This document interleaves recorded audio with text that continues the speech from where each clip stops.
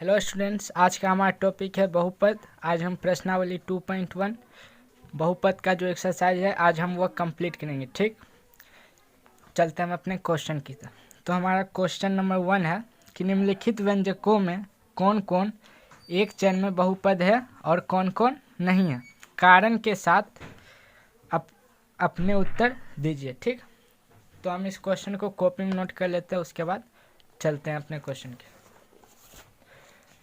तो हमारा question number 1 है कि 4x² - 3x + 7। ठीक, तो अभी उत्तर में हम यह लिखेंगे कि यह बहुपद है। ठीक, यह एक चर में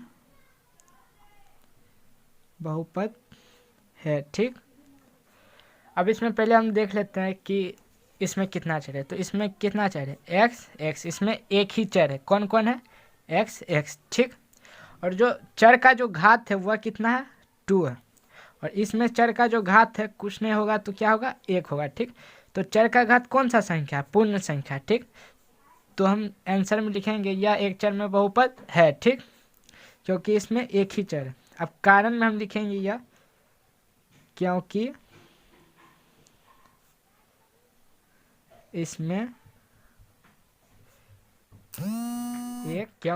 एक चर x है। ठीक, तो कारण में हमने लिखा क्योंकि इसमें एक चर x है। ठीक, इसमें एक ही चर है, वह कौन है? x है। ठीक, और दूसरा नंबर क्वेश्चन यह है कि y² + √2। तो यह भी क्या है? यह भी एक चर में बहुपद है, क्योंकि देखिए इसमें एक चर y है। ठीक, और जो इसका पावर है यानी घात है वह कितना? वह 2 है। और यह 2 जो घात है यह किस में है? यह एक पूर्ण संख्या। ठीक, तो हम लिखेंगे उत्तर में यह एक चर में बहुपद है। ठीक, अब कारण में हम देंगे क्योंकि इसमें एक चर y है। ठीक, क्योंकि इसमें एक ही चर, वह कौन सा चर है? वह y है। ठीक, अब तीसरा नंबर क्वेश्चन में दिया हुआ है 3√t + t√2। तो अगर यह जो चर है यह रूट में आएगा तो यह इसका जो पावर होगा वह कितना होगा? 1, वह 1/2 होगा। ठीक, यानी जो इसका घात होगा वह 1/2 होगा। ठीक, तो जब भी बहुपद में अगर चर का जो घात रहना चाहिए वह किस में रहना चाहिए? वह पूर्ण संख्या में रहना चाहिए, तभी वह बहुपद होगा। ठीक, तो यह जो चर है यह रूट में है। ठीक, यानी इसका घात 1/2 है। ठीक, तो हम लिखेंगे यह एक बहुपद ही नहीं है। ठीक, यह एक बहुपद ही नहीं है। अब कारण में हम लिखेंगे क्योंकि इसका चर रूट में है। ठीक, अब चौथा नंबर क्वेश्चन है y + 2y। ठीक, अब इसे हम अगर हल करेंगे तो आएगा y + 2y - 1। ठीक, तो मैंने क्या बोला था कि जो चर का जो घात है वह माइनस में यानी ऋणात्मक संख्या में नहीं होना चाहिए, वह किस में होना चाहिए? वह एक पूर्ण संख्या में होना चाहिए। ठीक, अब देखिए जब इसका घात जब -1 है यानी ऋण संख्या, तो यह एक बहुपद नहीं है। ठीक, कारण में हम यह लिखेंगे क्योंकि इसका घात इसके चर का घात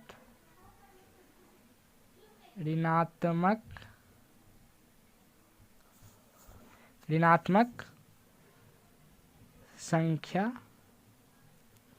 है। ठीक, अब आते हैं 5वां नंबर क्वेश्चन। 5वां नंबर क्वेश्चन में दिया हुआ है x पे पावर 10 प्लस y पे पावर 3 प्लस t पे पावर 50। ठीक, तो अब यह एक चर में बहुपद ऐसे भी नहीं, क्योंकि देखिए इसमें कितना चर है, इसमें 3 अलग अलग चर है। ठीक, तो हम लिखेंगे यह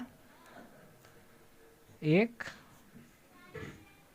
चर में बहुपद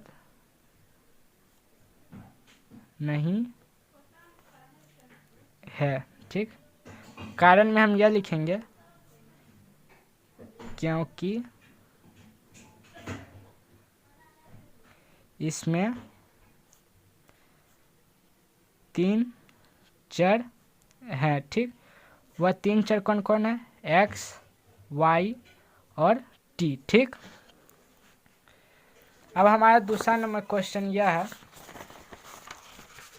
दूसरा नंबर क्वेश्चन में दिया हुआ है कि निम्नलिखित में से प्रत्येक में एक्स स्क्वायर का गुणांक लिखिए। यानी कि जो एक्स स्क्वायर के जो पहले संख्या आता है वह एक्स स्क्वायर का क्या हो जाता है, गुणांक हो जाता है। ठीक, तो एक्स स्क्वायर का गुणांक लिखने के लिए बोल रहा है। ठीक, तो हम चलते हैं अपने क्वेश्चन पे। क्वेश्चन मैंने कॉपी पे नोट कर लिया है। तो देखिए question number 1, 2 plus x square plus x. तो अब इसमें एक्स स्क्वायर कहाँ, एक्स स्क्वायर यहाँ है। अब इसके जो पहले जो संख्या आया है वह इस बहुपद में एक्स स्क्वायर का क्या हुआ, गुणांक हो गया। ठीक, तो इसके पहले कौन सा संख्या, इसके पहले कुछ नहीं दिख रहा, तो इसे यहाँ पर क्या होगा, 1 होगा। क्योंकि अगर 1 इंटू एक्स स्क्वायर करेंगे तो आंसर में एक्स स्क्वायर ही आएगा। ठीक, तो एक्स स्क्वायर का जो गुणांक होगा वह क्या होगा, तो लिखेंगे इसलिए एक्स स्क्वायर का गुणांक 1। ठीक, अब इसी तरह दूसरा नंबर क्वेश्चन है 2 minus x square plus x cube. ठीक, तो यहाँ एक्स स्क्वायर कहाँ है, यहाँ एक्स स्क्वायर यहाँ पर। ठीक, तो इसके पहले क्या है, इसके पहले माइनस लिखा हुआ। ठीक, तो जो इसके पहले अगर कुछ नहीं तो यहाँ पे क्या होगा, 1 होगा। ठीक, तो यह माइनस है, तो अगर हम -1 इंटू एक्स स्क्वायर करेंगे तो हमारा आंसर आएगा -x स्क्वायर। ठीक, तो इसलिए एक्स स्क्वायर का गुणांक बराबर -1। ठीक, तीसरा नंबर क्वेश्चन में दिया हुआ π/2 into x square plus x. तो एक्स स्क्वायर कहाँ है, यहाँ पे है, और इंटू यानी कि इसके पहले का जो गुणांक हुआ π/2 हो गया। तो हम लिखेंगे इसलिए एक्स स्क्वायर का गुणांक बराबर π/2। ठीक, π/2। अब चौथा नंबर क्वेश्चन में दिया हुआ है √2 इंटू एक्स -1। तो यहाँ पे तो हमारा एक्स स्क्वायर इस बहुपद में तो है ही नहीं। ठीक, तो एक्स स्क्वायर का जो गुणांक होगा, इसलिए एक्स स्क्वायर का गुणांक बराबर 0। अगर हम एक्स स्क्वायर में इंटू करते हैं 0 इंटू एक्स स्क्वायर तो 0 आएगा। अगर हम यहाँ इस बहुपद को अगर हम इस तरह लिखेंगे तो हम फिर इस बहुपद को फिर हम इस तरह लिख पाएंगे। तो यह आ गया। तो हम इस बहुपद को इस तरह भी लिख सकते हैं। तो एक्स स्क्वायर का जो गुणांक होगा वह कितना होगा, 0 होगा। ठीक, अब तीसरा नंबर क्वेश्चन में दिया हुआ है कि 35 के द्विपद का और 100 घात के एक पदी का एक उदाहरण दीजिए। यानी कि 35 घात के द्विपद और 100 घात के एक पदी बहुपद का उदाहरण दीजिए। ठीक, तो हम इसे इस तरह लिखें। ठीक, तीसरा का पहला नंबर जो हम द्विपदी में लिखेंगे 35 घात का, ठीक। तो हम पहले 5x बाई ऊपर में जो घात है 35 माइनस या प्लस कुछ भी आप अपने मन से देख के एक या जितना आप संख्या लिखिएगा लिख लीजिए। द्विपद या कितना पद का होगा, इसमें 2 पद है, ठीक। तो और इसमें 2 पद है और इसका जो घात है वह कितना है, इसके जो चर का घात है वह 35 है, यानी कि यह पहला का हो गया 3 का 1। द्विघाती बहुपद में द्विपदी बहुपद में 35 घात का एक बहुपद हमने लिख दिया, ठीक। और दूसरा नंबर में लिखा हुआ एक पदी में 100 घात का एक बहुपद लिखिए, यानी कि यहाँ पे आप कुछ भी लिख दीजिए 5x ऊपर में घात दे दीजिए 100, यानी कि यह हो गया, ठीक। यानी कि एक पद में बहुपद होना चाहिए और उसका जो घात होना चाहिए वह कितना होना चाहिए 100। तो यह एक पद में बहुपद और इसका घात कितना है 100। और जो पहला नंबर क्वेश्चन था इसमें था द्विपद में यानी 2 पद में बहुपद होना चाहिए और उसका घात जो होना चाहिए सबसे हाईएस्ट घात उस बहुपद में वह 35 होना चाहिए, ठीक। तो यह 2 पद में बहुपद है और इसका जो हाईएस्ट घात है वह कितना है 35 है, ठीक। अब आते हैं चौथा नंबर क्वेश्चन पर। चौथा नंबर क्वेश्चन में दिया हुआ है निम्नलिखित बहुपदों में से प्रत्येक बहुपद की घात लिखिए। यानी घात मतलब यानी कि इस बहुपद में जो सबसे बड़ा, इस बहुपद के जो चर में जो जिसका सबसे घात अधिक होगा वह क्या होगा, वह इसका आंसर हो जाएगा, यानी घात हो जाएगा बहुपद का, ठीक। ठीक है, अब चलते हैं हम अपने क्वेश्चन पे, ठीक।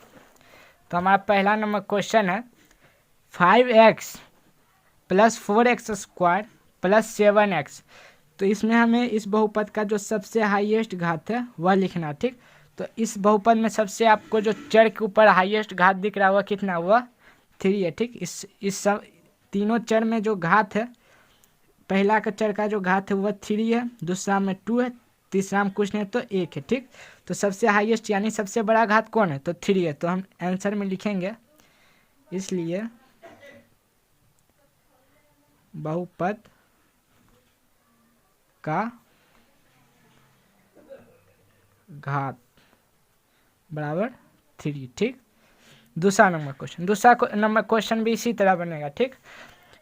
बहुपद कितना 4 माइनस वाई स्क्वायर, ठीक। यानी कि जो अब इस बहुपद में जो चर का जो घात है हाईएस्ट वह कितना, वह 2 है, ठीक। तो इसमें लिखेंगे इसलिए बहुपद का घात बराबर 2, ठीक। तीसरा नंबर क्वेश्चन, तीसरा नंबर क्वेश्चन में है 5t माइनस √7, ठीक। तो इसमें चर, इस बहुपद में चर कौन है, t है। t के ऊपर एक भी घात नहीं है, तो यानी कि इसके ऊपर कितना होगा, घात 1 होगा, ठीक। तो इसलिए और यहाँ पे और कोई चर नहीं, तो सबसे बड़ा इस चर पर एक ही घात है, ठीक। तो लिखेंगे इसलिए बहुपद का घात बराबर 1, ठीक। तीसरा नंबर, ठीक। तीसरा नंबर में तो हमें कोई चर ही नहीं दिख रहा, ठीक। तो यानी इसमें कोई चर नहीं, तो इस बहुपद का घात, बहुपद का घात।